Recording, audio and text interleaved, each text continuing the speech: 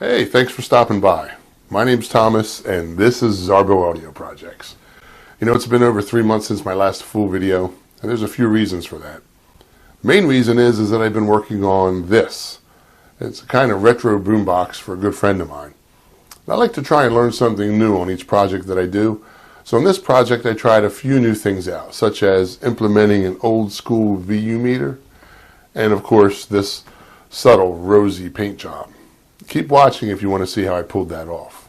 Now, I didn't document the full build on this for a few reasons. Mainly it's because the speaker setup I used in this radio is not my original design.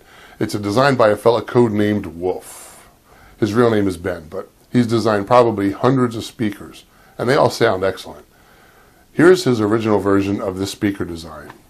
Pretty cool, right? I tweaked the shape a bit to create these years ago, and I love the sound of them so much. Then when I found another pair of the woofers for sale used, I picked them up because unfortunately these cool white coned woofers are no longer available. It's a shame. They're really nice and unique, but I'm not going into too much detail since you really can't reproduce these anyway. So let's talk about what's going on here. On the front we have the speakers, the Hi-Vi A3N woofers, and the Dayton Audio ND16 tweeters. There is a full crossover here, and I mounted all the bits to the bottom of the enclosure. And I just covered up everything with the base, which gave me the needed room for the crossover pieces and angles the whole shebang back several degrees, which gives it a laid-back kind of look, in my opinion. Well, here's the main attraction, the head unit that I purchased from AliExpress a while back. It's around $35-ish. I'll leave a link below for you. I think you can get it on Banggood and maybe eBay as well. But real quick, it has Bluetooth 4.0, it does receive FM radio stations. It plays MP3, WMAs, FLAC, and WAVE music files, as well as several video formats. So a little clamping pressure, and these things glue right on, and they've looked nice ever since. Here's what they look like finished. That's right. You can watch videos on its 4.1-inch touchscreen. It will play files from a micro SD card or standard A-size USB drive on the left socket. The right socket is just for charging your device. It has a 3.5mm auxiliary input and, hallelujah, a nice sized volume knob. You push it to cycle through several audio and video options. Also, it has a nice remote with it. It does a bunch more stuff too, but this isn't a review of this head unit, so if you're interested, I'll let you check that out for yourself. Up top here is the VU meter, and when I purchased this originally, it was kind of pricey. And I sort of assumed that it came ready to hook up to a music source. But in reality, it was just the VU meter itself.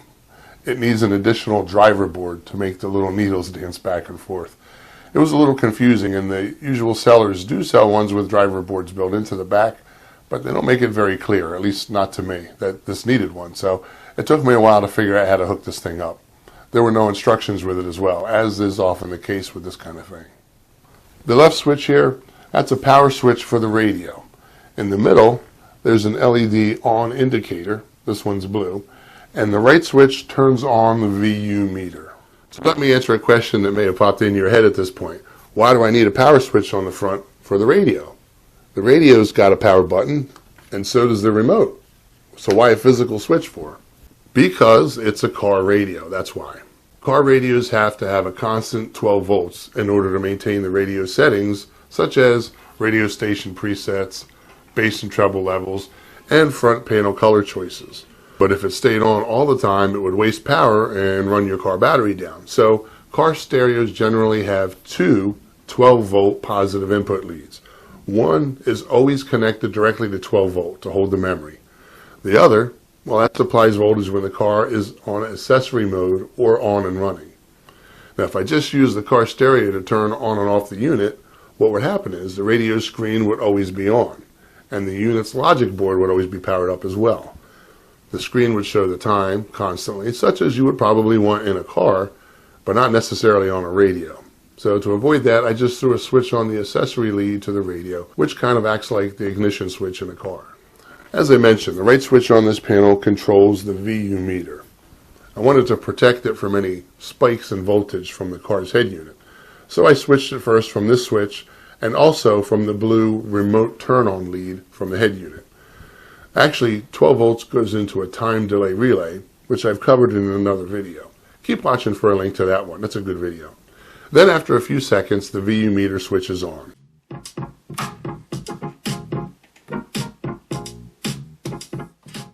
Avoiding any stray voltage swings which may damage the VU driver board. That thing was expensive, so better safe than sorry. Speaking of that time delay relay, let's discuss what's going on here inside this back panel.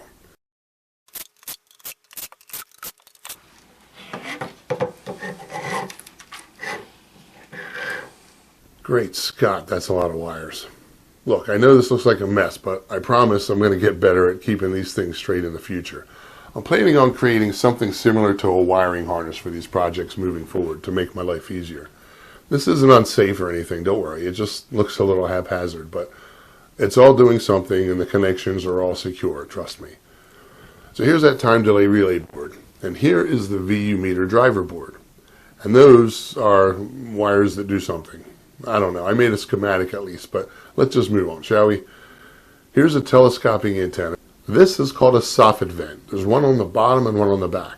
And this is hopefully going to let air circulate a little bit and let out some of the heat, as this car stereo, it's kind of old school, at least as far as its means of amplification anyway. And it does get a little warm. Here are the 3.5-inch passive radiators to beef up the bass response of the hi-fi woofers. I didn't get any actual footage of the painting process, but I'll recreate that for you here. The base coat is a darker blue. After that dried, I took these rose stencils, which I ordered online, carefully cut them and super glued them together to make one larger one, and then proceeded to carefully spray on some flowers with a lighter shade of blue. The result was a touch too contrasty for my taste, so I dusted it with some of the base dark blue, and then went over the whole thing lightly with some glitter paint. After that dried, I went over the whole thing with some clear coat. What do you think? Let me know in the comments if you dig this kind of thing or not.